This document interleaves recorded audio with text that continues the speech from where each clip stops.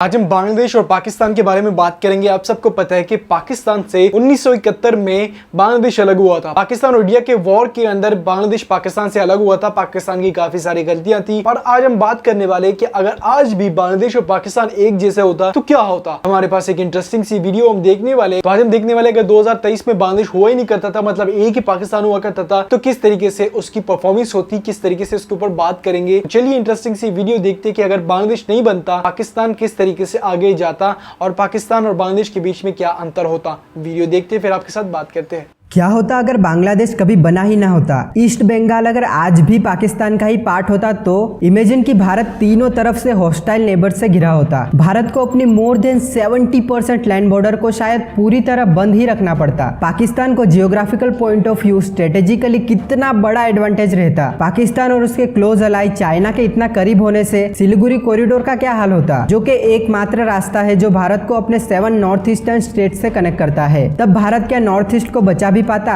पाकिस्तान खुद अपने से मोर देन 1500 किलोमीटर दूर इतनी बड़ी टेरिटरी को आखिर हैंडल भी कैसे कर पाता, और पहले से इतने डाइवर्स, कॉम्प्लिकेटेड और केओटिक रीजन में तब कंट्रीज के बीच कैसे रिलेशंस होते, ये सोचना काफी इंटरेस्टिंग लगता है। My name is Fenil and आपने अभी अभी ज्वाइन किया है द ग्राफिक अर्थ। वैसे I was always fascinated about Bangladesh. उन्होंने कुछ ही दशकों के टाइम गैप में दो इंडिपेंडेंस की वॉर लड़ी है। पहली वॉर पूरे सब कॉन्टिनेंट के साथ ब्रिटिशर्स के विरुद्ध और दूसरी वॉर अपने बंगाली आइडेंटिटी के लिए पाकिस्तान के विरुद्ध। दूसरी वॉर कई ज्यादा ब्रूटल रही थी जो नॉर्मल बांग्लादेशी शायद कभी नहीं भूल पाएंगे। बांग्लादेश भारत के ईस्ट में बे ऑफ बंगाल की कोस्ट पर बसा एक छोटा सा देश है। बांग्लादेश का टोटल एरिया हमारे ओडिशा राज्य से भी छोटा है, बट बांग्लादेश की पॉपुलेशन ओडिशा से 4 गुना से भी ज्यादा है। इनफैक्ट बांग्लादेश की पॉपुलेशन तो दुनिया के सबसे बड़े देश रशिया की पॉपुलेशन से भी ज्यादा है, जबकि रशिया बांग्लादेश से एरिया वाइज 115 गुना बड़ा है। This makes Bangladesh one of the most densely populated country on the planet, but with huge workforce. Bangladesh दुनिया की one of the fastest growing economies में से एक है, बट ऐसा हमेशा से नहीं था।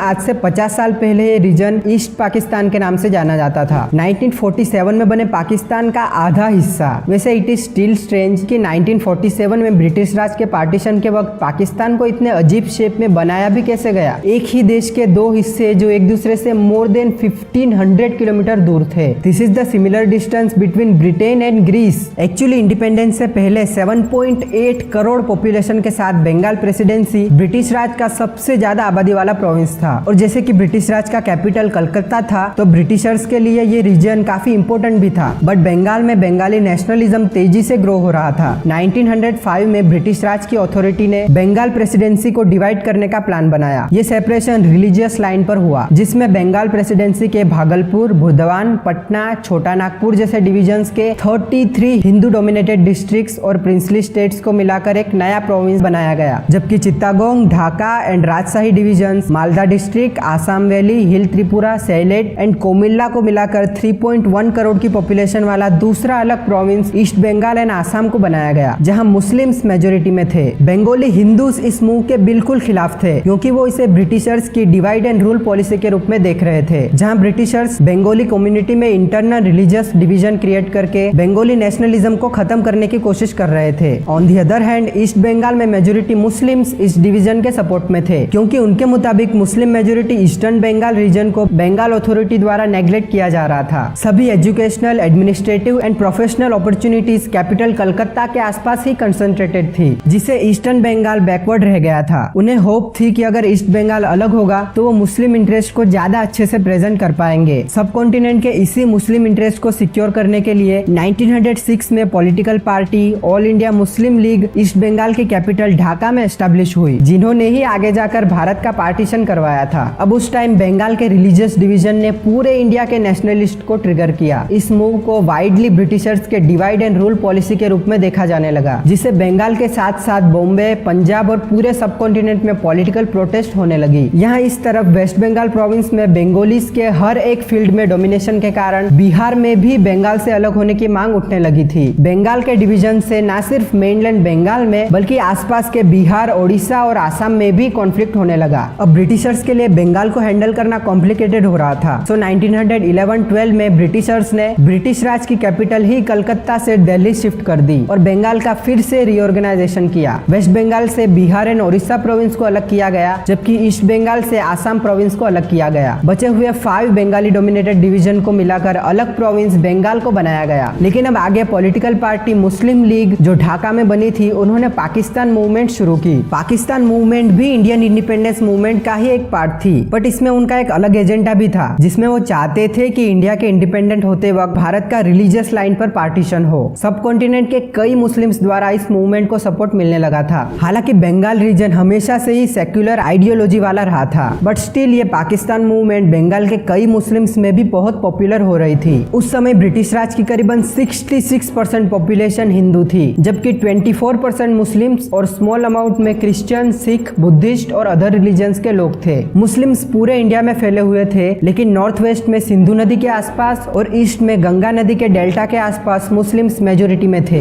पार्टीशन के लिए कुछ प्रपोजल दिए गए, जिसमें चौधरी रहमत अली का प्रपोजल सबसे कंट्रोवर्शियल था। चौधरी रहमत अली पाकिस्तान मूवमेंट के ओरिजिनेटर थे और उन्हें ही पाकिस्तान नाम क्रिएट करने का क्रेडिट भी दिया जाता है। उनके प्रपोजल के अनुसार साउथ एशिया में मल्टीपल इस्लामिक नेशंस बनाने का प्लान था, like Pakistan, Bangistan, Osmanistan, Farrukhistan, Haideristan, Muinistan and so on. Even पूरे इंडिया का नाम बदलकर दीनिया और आसपास के समुद्रों का नाम भी बदलने को कहा गया था। नाउ ये प्रपोजल सुनने में जितना क्रेजी लग रहा है, उससे कई ज्यादा इलॉजिकल और बायस्ड भी था। ज्यादातर प्रपोज्ड मुस्लिम नेशंस में मुस्लिम सिर्फ कुछ ही परसेंटेज में थे, बट एनीवेज एज एक्सपेक्टेड ये प्रपोजल फेल हुआ। उस समय एक्चुअली ब्रिटिश इंडिया के सिर्फ 3 provinces Balochistan, Sindh and north west frontier province यानी आज के खैबर पख्तूनख्वा प्रोविंस में मुस्लिम्स प्रीडोमिनेंटली मेजोरिटी में थे। बंगाल प्रोविंस में हिंदूज और मुस्लिम्स ऑलमोस्ट इक्वल ही थे, जबकि पंजाब प्रोविंस में सिग्निफिकेंट अमाउंट में मुस्लिम्स, हिंदूज और सिख थे। 1940 में मुस्लिम लीग द्वारा लाहौर में लाहौर रेजोल्यूशन प्रेजेंट किया गया। अब उस समय लगभग ये भी कंफर्म हो ही गया था कि 2 रिलीजियसली डाइवर्स प्रोविंसेस बंगाल और पंजाब का रिलीजियस लाइन पर पार्टीशन होगा।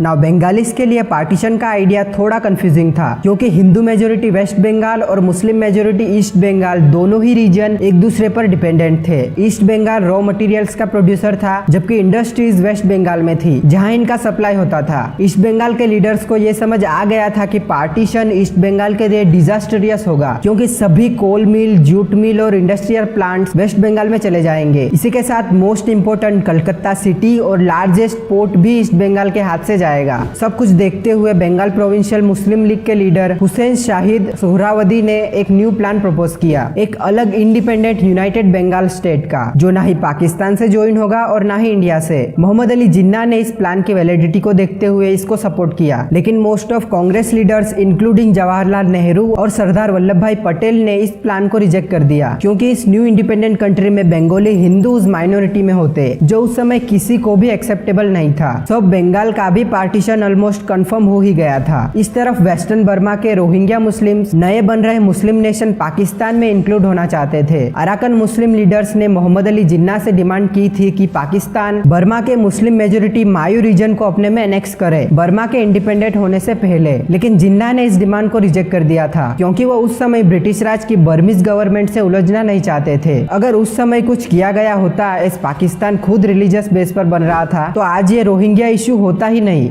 एनीवेज अब मुस्लिम्स को यह आइडिया आ गया था कि उनको डेफिनेटली इतने अजीब शेप में बन रहे देश को संभालने में प्रॉब्लम होगी। एक ही कंट्री के 2 विंग्स जो करीबन 2000 किलोमीटर के सेक्युलर इंडिया से सेपरेटेड थे, जिनके बीच कोई लैंड कनेक्शन नहीं था। लाहौर से ढाका का shortest flight distance 1800 plus kilometre था और उस समय ज्यादातर लोग फ्लाइट अफोर्ड नहीं कर सकते थे। वहीं कराची से चित्तागोंग बाई सी जाने के लिए पूरा भारत क्रॉस करना पड़ेगा, जिसको डिफरेंट स्पीड्स के अनुसार 15 दिन से 1 महीने तक का समय लग सकता था। सो पाकिस्तान के 2 हिस्सों के बीच ट्रांसपोर्टेशन कराना सबसे बड़ी प्रॉब्लम थी। जिन्ना ने इसके सॉल्यूशन के लिए वेस्ट एंड ईस्ट पाकिस्तान के बीच रेल कॉरिडोर की डिमांड की एज अ पार्टीशन ट्रीटी। वो चाहते थे कि ये कॉरिडोर सुएज कैनाल जितना वाइड हो, जो भारत के सिग्निफिकेंट मुस्लिम एरियाज रोहिलखंड और पूर्णिया को भी जोड़े through Terai region of Nepal. इस कॉरिडोर से पाकिस्तान के लिए तो ट्रांसपोर्टेशन बहुत इजी हो जाता, लेकिन भारत के लिए इसका ऑपरेशन नया सिरदर्द बन जाता। Immigration, smuggling and security security issues के कारण। भारत को यह कॉरिडोर बनाने में कोई इंटरेस्ट नहीं था, सो इस प्रपोजल को कांग्रेस ने कभी नहीं माना। 1947 में पाकिस्तान दो हिस्सों के साथ भारत से अलग हुआ। 6 करोड़ से ज्यादा मुस्लिम पॉपुलेशन के साथ पाकिस्तान उस समय सबसे बड़ा मुस्लिम नेशन बन गया। वेस्ट पाकिस्तान वाले साइड तो इंटेंस कम्युनल वायलेंस से पार्टीशन के बाद जल्द ही हिंदू, सिख्स और मुस्लिम्स का पॉपुलेशन एक्सचेंज हो गया था। बट ईस्ट पाकिस्तान यानी बंगाल कंपैरेटिवली पीसफुल रीजन था, इसलिए यहाँ वायलेंस कम हुआ और हिंदू मुस्लिम पॉपुलेशन एक्सचेंज भी काफी धीरे धीरे हुआ, जो पार्टीशन के अगले 10 सालों तक चलता रहा। दैट्स वाई पार्टीशन के बाद फर्स्ट 1951 सेंसस में ईस्ट पाकिस्तान में 23% हिंदूज थे, जबकि वेस्ट बंगाल में भी 20% मुस्लिम्स थे।